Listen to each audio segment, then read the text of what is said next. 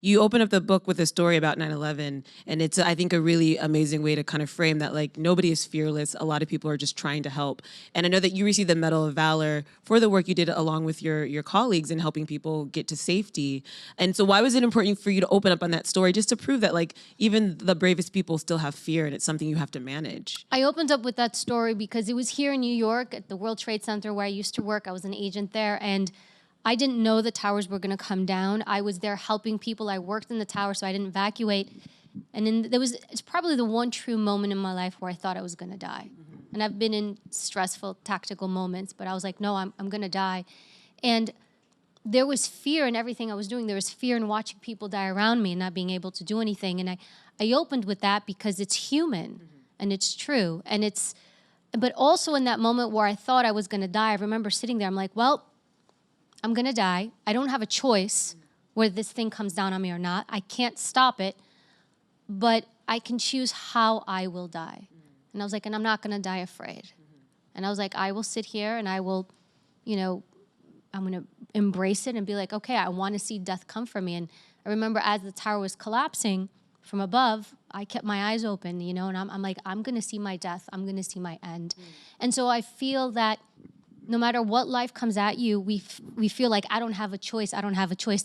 There's always a choice. It just might not be the choice you want, but you can always find a choice and power, even in the most helpless of moments. What inspired you to get into this line of work? Was it something that was in your family, or was it just something that was in you? Nope, nope, nobody in my family. I first started in the NYPD, and when I went into the NYPD, my mother cried. And she was just kind of like, why are you doing this? Who does this? I was like, I said I was going to be a police officer, not like, or did you hear something else? I grew up, my parents are immigrants. We grew up in low-income housing. I grew up in a neighborhood where there was a lot of crime and we were victims of it.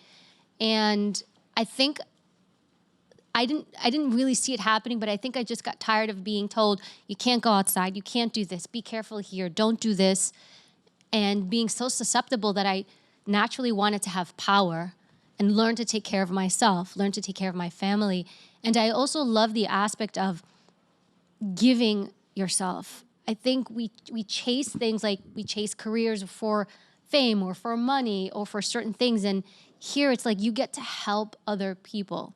You're serving something greater than yourself.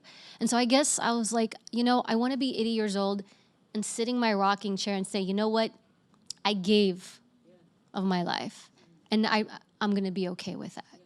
In addition to you actually putting your body in the protection of others, you also offer just some, like, real tangible tools that people can use in their everyday lives to communicate with people, like reading body language and things like that. So you're helping to kind of educate people on how they can use these skills in their everyday life. Everything here is, and I split the book up into 3 sections, and I really was like, how can I give the most knowledge? Because look, I was privileged. I got to be around some of the greatest warriors. I got to go to some of the greatest training. I worked in the White House. There were mornings where I'd walk in, I'm like, oh, hey, President Barack Obama. I was privileged to have that access. Not everybody has that. And so I was like, I'm going to give that to the reader. So we split the book up into 3 sections: protection, which is how do you protect yourself physically, just the natural stuff that people always ask. And then also mental protection, the mind. How do you protect yourself from the negative things that people do to you, say to you? How do you become mentally resilient? Because that is key.